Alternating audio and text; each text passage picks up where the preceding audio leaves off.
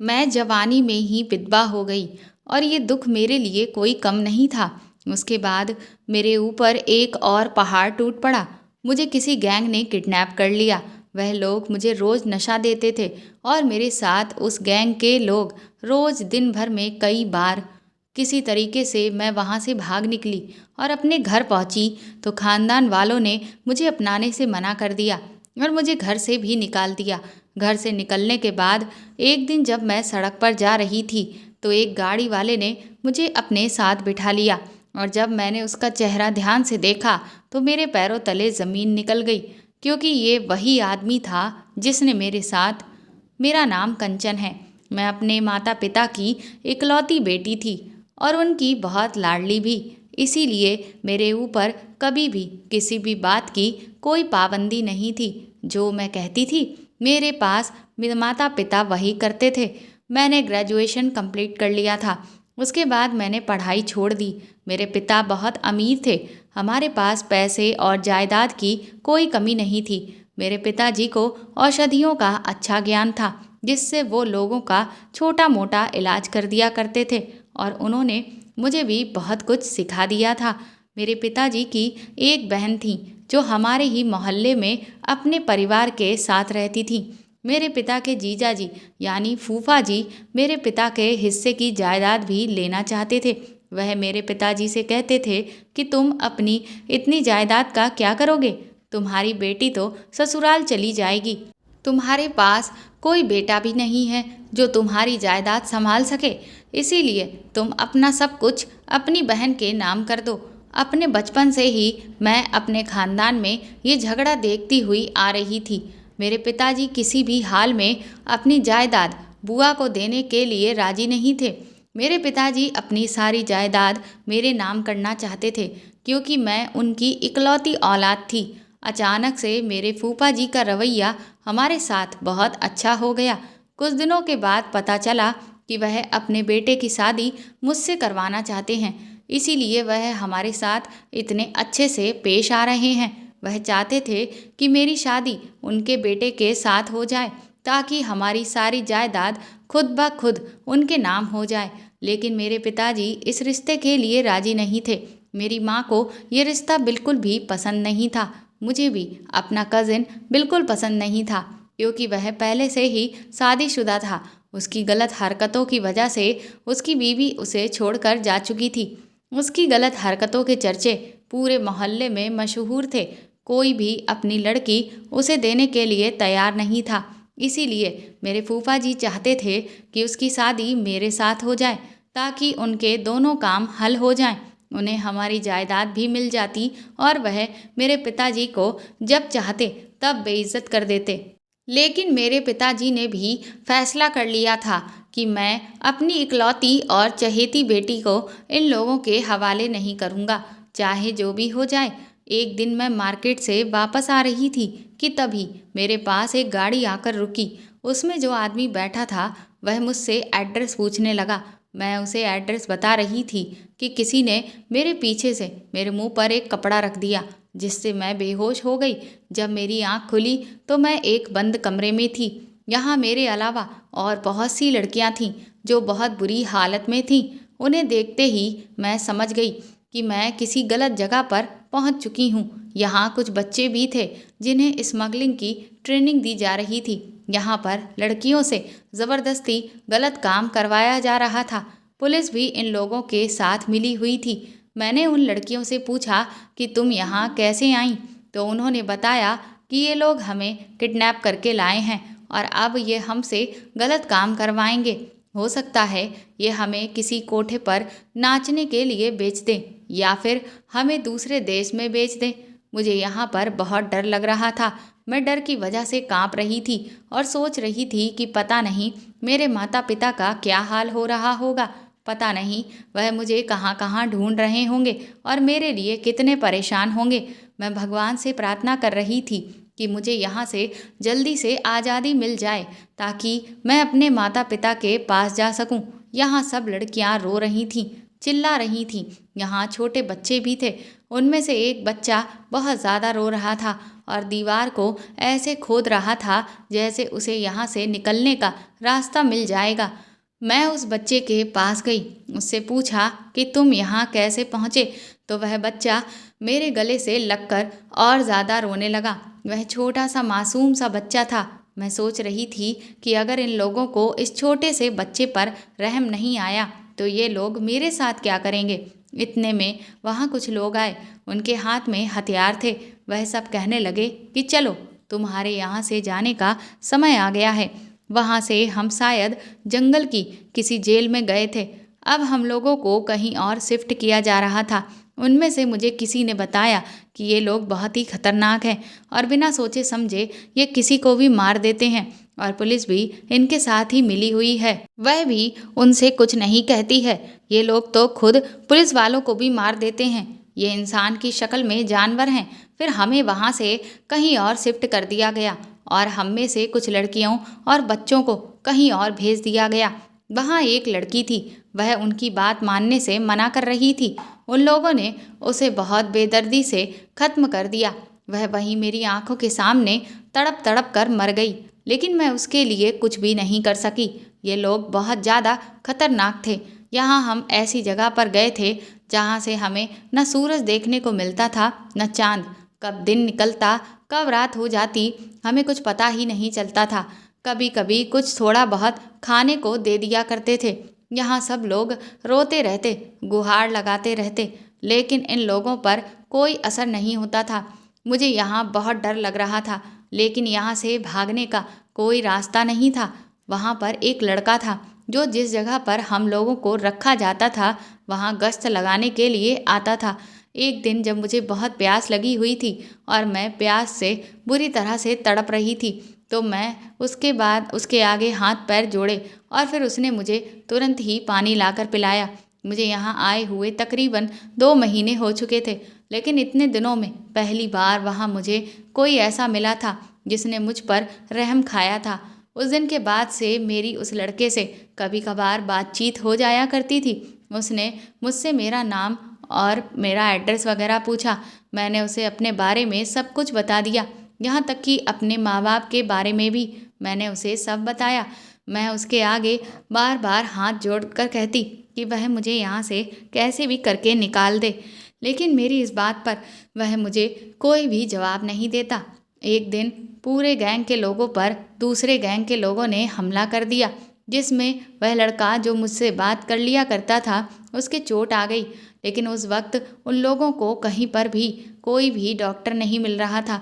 जब मुझे पता चला कि मेरी जिससे दोस्ती है उसकी जान पर बन आई है तो मुझसे रहा नहीं गया और मैंने उन लोगों से कहा कि वो लोग मुझे उसके पास लेकर चलें, क्योंकि मैं उसका इलाज कर दूंगी।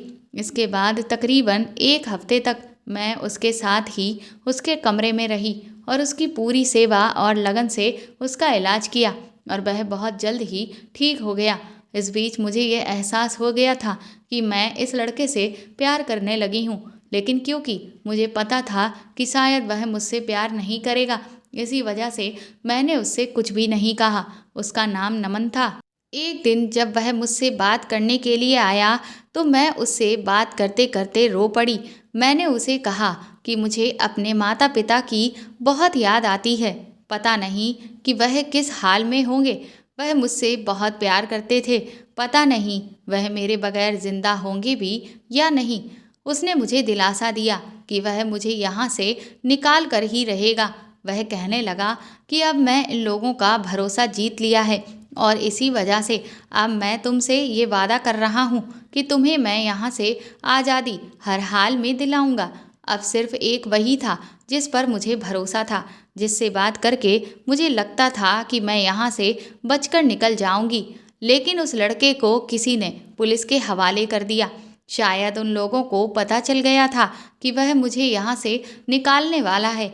जो आदमी हमारी निगरानी करता था, एक दिन उसने बहुत ज़्यादा शराब पी ली थी और वह शराब के नशे में बेहोश हो गया।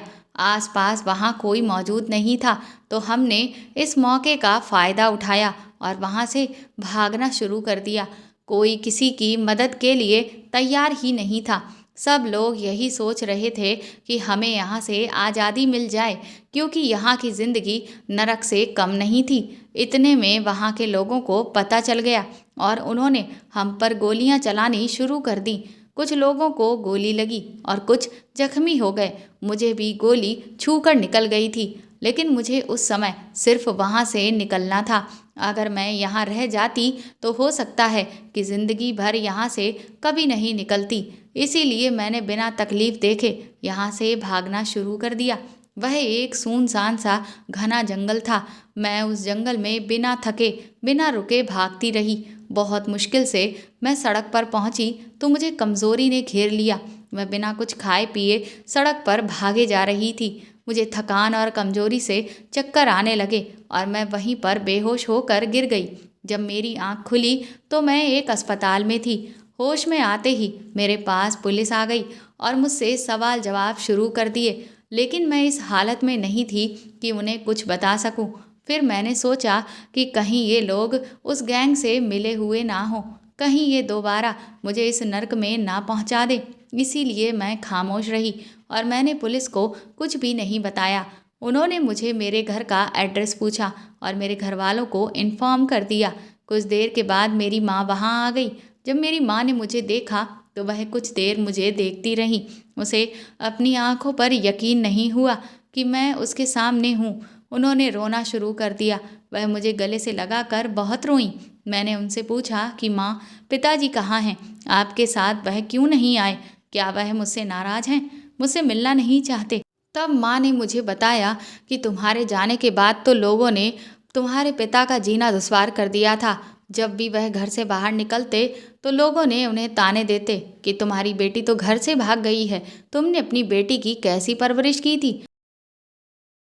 तुम अपनी बेटी को संभाल नहीं पाए। जमाने की जली कटी बातें सुनकर वह बर्दाश्त नहीं कर पाए और हम सबको छोड़कर इस दुनिया से चले गए। ये बात सुनकर मैं सदमे में आ गई और माँ के गले लगकर बहुत रोई। मेरी माँ अभी मेरी हालत और बदनसीबी पर रोती जा रही थी। 2 दिन के बाद मेरी हालत में कुछ सुधार आया तो हम लोग घर वापस चले गए। घर में कदम रखते ही मेरे खानदान वालों ने सवाल पर सवाल शुरू कर दिए। किसी ने कहा कि जब भाग गई थी तो वापस क्यों आई है? किसी ने कहा कि वह लड़का कहाँ है जिसके साथ तू भागी थी? तो किसी ने कहा कि उस लड़के का दिल भर गया होगा जो इसे छोड़कर चला गया। तो फिर किसी ने कहा कि पता नहीं कहाँ कहाँ मुंह काला करवा कर आई है। किसी ने कहा कि इसकी वजह से इसका बाप मर गया। अरे ये तो अपने बाप की इज्जत ही बेच करके चली गई। किसी ने भी मुझसे ये नहीं पूछा कि मैं किस हाल में हूँ, कहाँ थी, कैसी थी, मेरे साथ क्या हुआ था। सब ने बस अपनी अपनी सोच के अनुसार मुझ पर इल्ज़ाम लगाने शुरू कर दिए। मेरे घर पर पूरा खानदान इकट्ठा था और जिन नज़रों से वो मुझे देख रहे थे, मुझे ऐसा लग रहा था कि धरती फट जाए और मैं उसमें समा जाऊं। मैं लोगों के किस किस सवाल का जवाब देती। उनके तो सवाल थे कि ख़त्म ही नहीं हो रहे थे और उसे मैं क्या गिला शिकवा करती। यहाँ तो अपने खानदान वाले ही साथ देने को तैयार नहीं थे। आज मुझे औरत होने का एहसास हुआ था। हमारे समाज में एक औरत अगर सारी रात बाहर रहे तो वह अपवित्र हो जाती है, फिर चाहे उसके पीछे कोई भी वजह हो। यहाँ तो मैं पूरे 7 महीने के बाद वापस आई थी, फिर लोग मुझे कैसे अपना लेते। मेरे खानदान वालों ने मेरी माँ से कहा कि अगर तुम इस लड़की के साथ रहना चाहती हो तो तुम्हें इस घर से और हमसे सारे रिश्ते खत्म करने होंगे, नहीं तो इस लड़की को यहाँ से निकाल दो। लेकिन माँ तो आखिर माँ होती है। माँ अपनी संतान को किसी हाल में नहीं छोड़ती। मेरी माँ ने भी यही किया और मुझे अपने सीने से लगा लिया। उसके बाद मैं और मेरी माँ ने वो घर छोड़ दिया और हम दूसरे शहर आ गए। हमारे पास रहने का कोई ठिकाना नहीं था। मेरे बाबा के एक दोस्त थे जो मेरे बचपन से ही हमारे घर आते जाते थे और मुझे बहुत प्यार भी करते थे। उनके अलावा हमारा इस दुनिया में कोई और सहारा नहीं रहा था। हम उनके घर चले गए। वो हमें अपने घर देखकर चौंक गए। उन्होंने हमें अंदर बुलाया और हमसे पूछा कि हम अकेले इस समय यहाँ पर क्या कर रहे हैं। हमने उन्हें पूरी बात बताई तो वो हमें अपने घर में रखने को तैयार हो गए। हम बैठकर बातें ही कर रहे थे कि वहाँ अचानक एक लड़का आ गया जो कि बच्चों वाली हरकतें करने लगा। मैंने उनसे पूछा कि अंकल ये कौन है, तो उन्होंने बताया कि ये मेरा बेटा है, वो दिमाग से कमज़ोर है। उन्होंने बताया कि ये पहले ऐसा नहीं था, एक एक्सीडेंट में इसके दिमाग पर चोट लग गई थी, तब से ही ये ऐसा हो गया है। उनका बेटा 30 साल का था, लेकिन वह बिल्कुल 10 साल के बच्चों की तरह हरकतें करता था।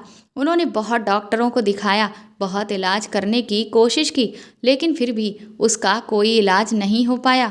डॉक्टर ने भी उसका इलाज करने से मना कर दिया। अब हम उनके घर रहने लगे। उनका बेटा, जिसका नाम अमित था, वह सारा दिन बच्चों वाली हरकतें करता रहता।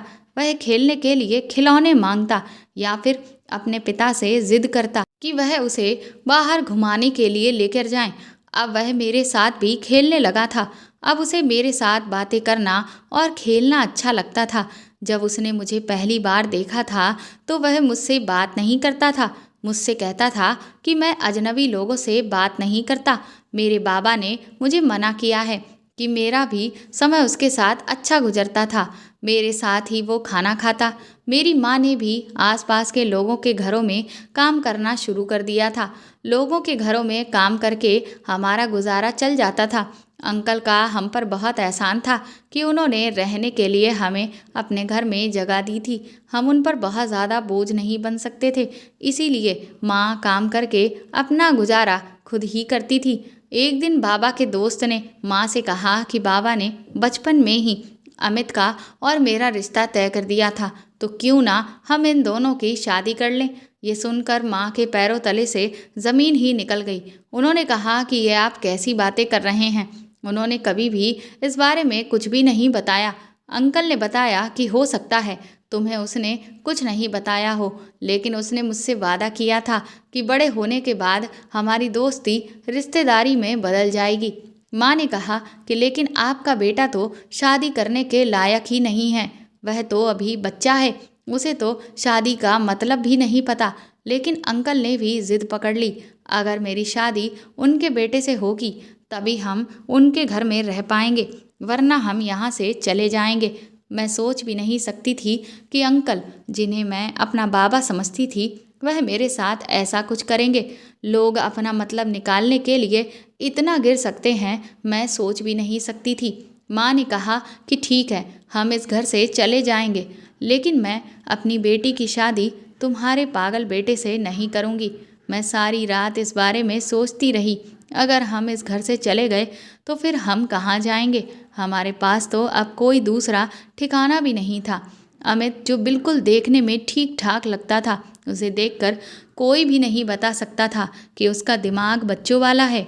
वह देखने में बहुत अच्छा था, लेकिन जब वो बात करता तो बच्चों की तरह करता।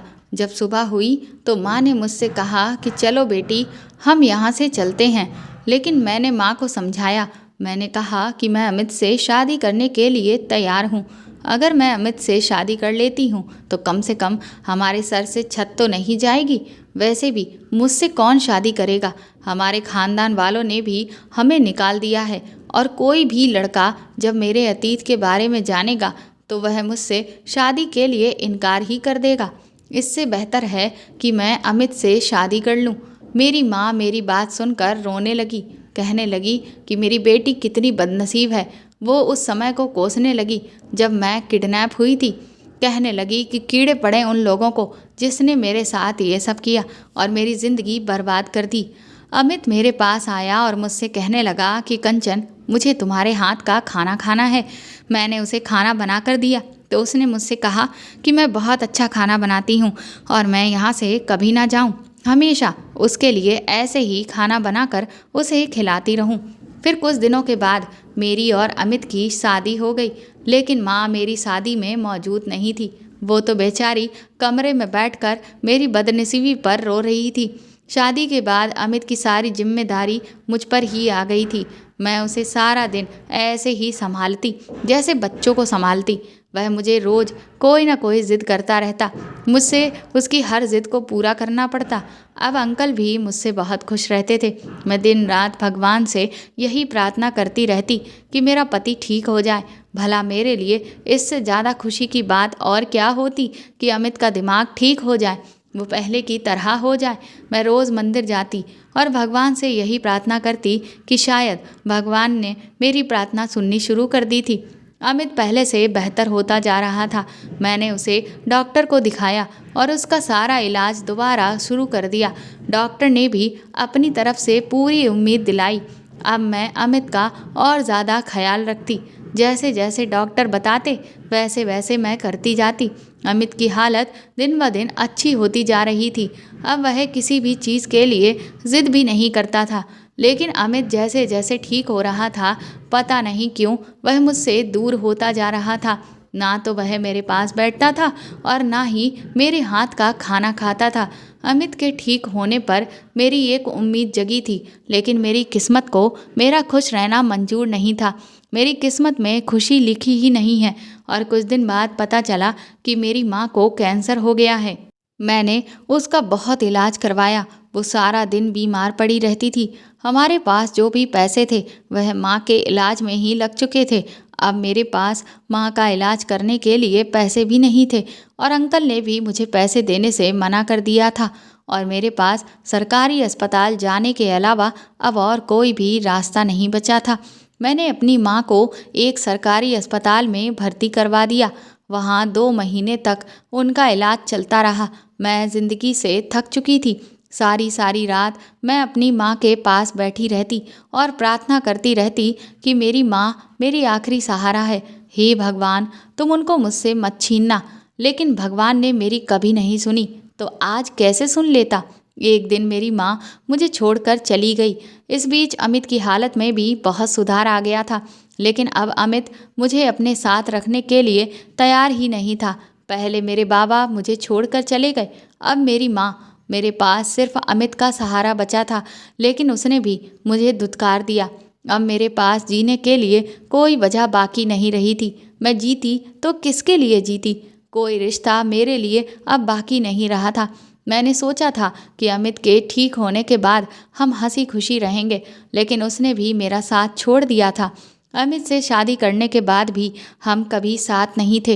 एक पत्नी को जो अपने पति से मोहब्बत और सम्मान मिलना चाहिए वह मुझे कभी नहीं मिला था। लेकिन फिर भी मैंने खुशी खुशी अमित के साथ वो रिश्ता निभाया। सोचा अमित के ठीक होने के बाद शायद मुझे वह सब कुछ मिले जो एक पत्नी का हक होता है। लेकिन मेरी किस्मत को तो कुछ और ही मंजूर था। अमित ने बिल्कुल ही मेरी तरफ देखना बंद कर दिया था। समय ऐसे ही बीतता जा रहा था। एक दिन मुझे पता चला कि मैं माँ बनने वाली हूँ। दुनिया की हर औरत को इसी खुशी का इंतज़ार होता है, लेकिन मैं बदनसीब इस खबर के बाद समझ ही नहीं पा रही थी कि मैं खुश हूँ या फिर दुखी हूँ। मेरे पास दुनिया में कोई भी ऐसा रिश्ता नहीं बाकी था जहाँ मैं नहीं चाहती थी कि मेरी तरह मेरी संतान भी इस दुनिया में बदकिस्मती के साथ पैदा हो। जो तकलीफ़ें और परेशानी मुझे इस दुनिया में मिली हैं वो मेरी संतान भी उठाए। मैं हॉस्पिटल गई और मैंने एक नर्स से अपने अबॉर्शन की बात की। उसने चेक करने के बाद मुझे बताया कि मैं बहुत कमज़ोर हूँ। अगर मैंने कुछ भी ऐसा किया तो मेरी जान को खतरा हो सकता है।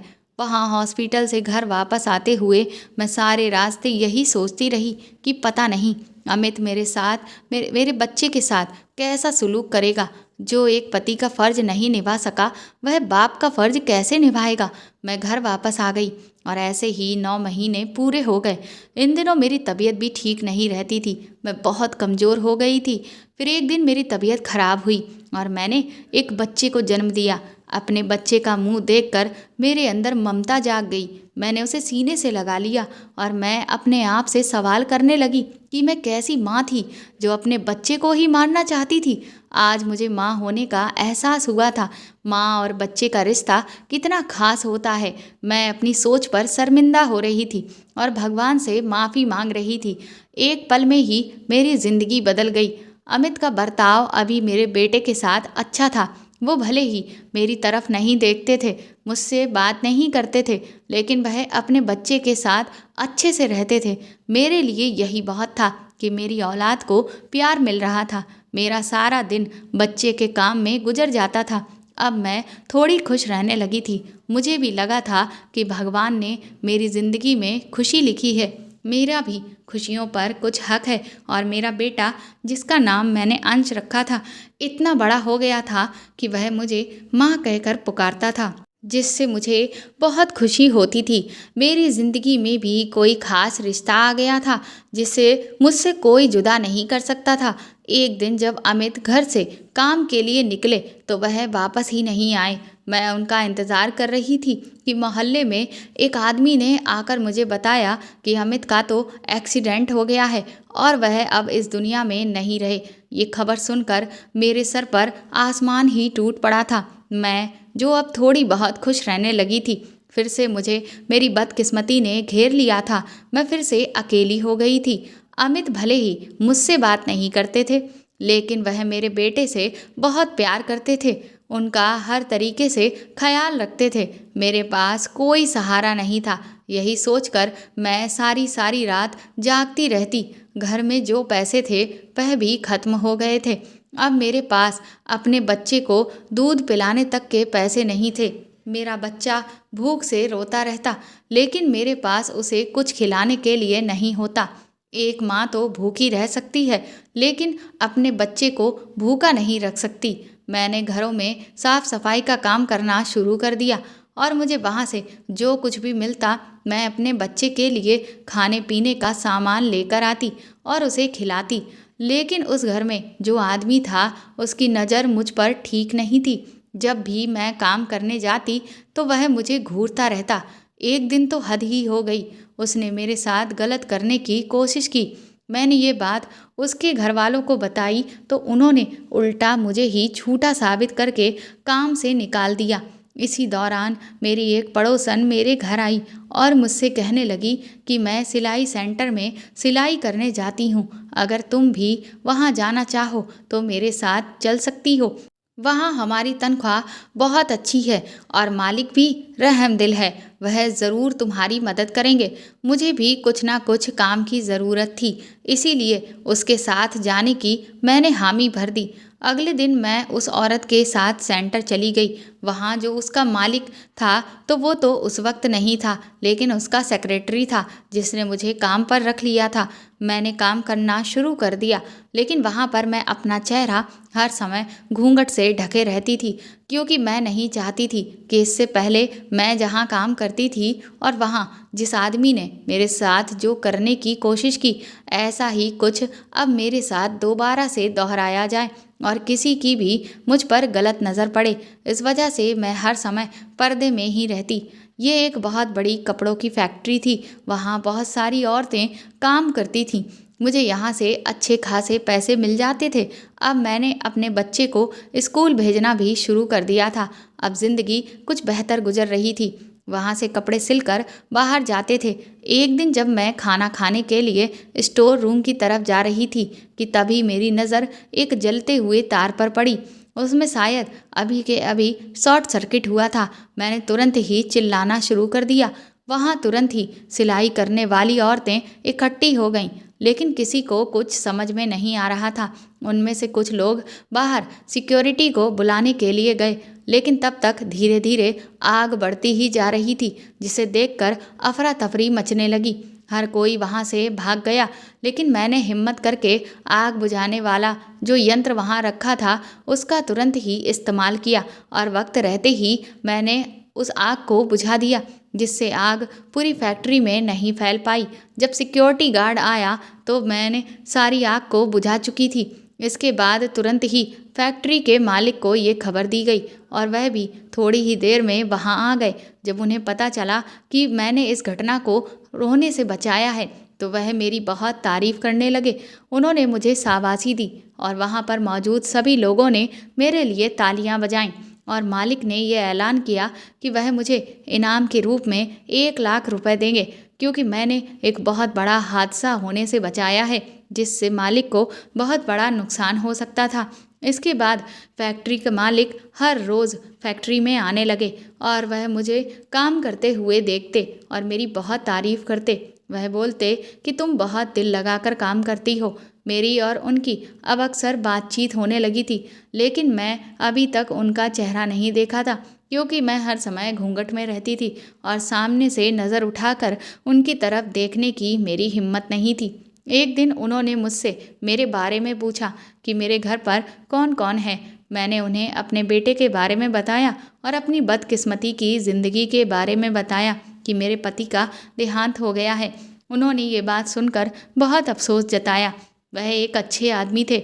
एक दिन मैंने हिम्मत करके उनसे पूछा कि आपने अभी तक शादी क्यों नहीं की। तो उन्होंने मुझे बताया कि दरअसल वह एक लड़की से मोहब्बत करते थे। मैंने उनसे पूछा कि अब वह लड़की कहाँ है। उन्होंने मुझे बताया कि मैं पहले एक गैंग में था।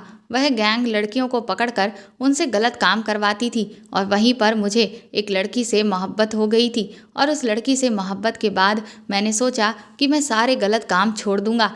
लेकिन इससे पहले कि मुझे पुलिस ने ही अरेस्ट कर लिया था, मैं पुलिस का सरकारी गवाह बन गया और मैंने पुलिस को उस गैंग के बारे में सब कुछ बता दिया। लेकिन जब तक मैं पुलिस को लेकर वहाँ पहुँचा तब तक तो वहाँ से सभी लोग निकल चुके थे।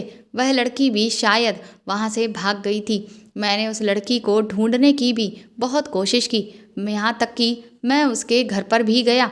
उसके घर जाकर मुझे पता चला कि उसके खानदान वालों ने तो उसे निकाल दिया है। उसके बाद मुझे किसी से मोहब्बत नहीं हुई। मेरे पास उस लड़की की फ़ोटो है। कल मैं तुम्हें उसकी फ़ोटो को दिखाऊंगा। दूसरे दिन जब मैं काम पर गई तो मैंने उनसे उस लड़की की फ़ोटो देखने के लिए मांगी। उन्होंने जब मुझे वह फ़ोटो दिखाई तो मेरे तो पैरों तले ज़मीन निकल गई थी, क्योंकि वो तो मेरी ही तस्वीर थी। मैंने कहा कि तुम मुझसे मोहब्बत करते थे। मैंने उसे अपना चेहरा दिखाया तो वह बहुत खुश हुआ और मुझसे कहने लगा कि ये तुम थी कंचन। मुझे तुम्हें देखकर हमेशा अपनेपन का एहसास होता था। मैं भी जब नमन का चेहरा देखा तो मैं हैरान रह गई कि इतने दिनों से नमन मेरे आसपास ही था, लेकिन मैं फिर भी उसे पहचान ही नहीं पाई। एक दिन उन्होंने मुझे शादी के लिए कहा। मैंने कुछ देर सोचा और फिर उसके बाद उनसे शादी के लिए हाँ कह दिया। मैं भी अब अपनी ज़िंदगी से थक चुकी थी। मुझे भी अब किसी सहारे की ज़रूरत थी। नमन मेरा और मेरे बेटे का बहुत ख्याल रखते थे। हमें किसी चीज़ की कोई कमी नहीं होने देते थे। उनसे शादी करने के बाद मेरी ज़िंदगी जैसे बदल गई थी। मेरा बेटा अब उनसे बहुत मोहब्बत करता था। नमन और अंश रोज़ रात को घंटों मेरे बारे में ही बातें करते। नमन सारे दिन की बातें अंश से पूछते। अगर मैंने अंश को डांटा होता तो वो अपने पिता से मेरी शिकायत करने लगता था, और जब नमन मुझे इस बात के लिए डांटते कि मैंने अंश को क्यों डांटा तो अंश उनसे कहता कि मैंने आपको माँ को डांटने के लिए तो नहीं कहा था, और फिर हम लोग खिलखिलाकर हंसने लगते। इसी तरह से हमारी ज़िंदगी बहुत हंसी खुशी गुजर रही थी। एक दिन नमन ने मुझे बताया कि मेरे फूफा ने ही मुझे किडनैप करवाया था। मैं सोच भी नहीं सकती थी कि लालच में लोग अपनों के साथ ही इतना गलत कर सकते हैं। अब मैं पूरी तरीके से अपना अतीत भूल चुकी थी। हो सकता है भगवान ने मुझे इसीलिए इतनी तकलीफ़ें दी हों कि मुझे आज का दिन दिखा सकें। आज मैं अपनी ज़िंदगी में खुश थी। मेरा पति भी मुझसे बहुत मोहब्बत करता था। तो दोस्तों, आपको ये कहानी कैसी लगी हमें कमेंट करके ज़रूर बताएं, और प्लीज़ इस कहानी को ज़्यादा से ज़्यादा शेयर और लाइक करके मेरे चैनल को सपोर्ट करें। साथ ही अगर आप चाहें तो मुझे सुपर थैंक्स भी खरीद कर दे सकते हैं। सुपर थैंक्स का ऑप्शन आपको इस वीडियो के नीचे दिए हुए सभी ऑप्शंस में दिख जाएगा, जो कि हार्ट शेप में बने हुए डॉलर के साइन के तौर पर है। और अगर आप मेरे चैनल पर नए हैं तो सब्सक्राइब करके बेल आइकन को ज़रूर दबा दीजिएगा, ताकि आगे भी मैं आपको ऐसी ही अच्छी कहानियाँ सुनाती रहूँ। Thank you.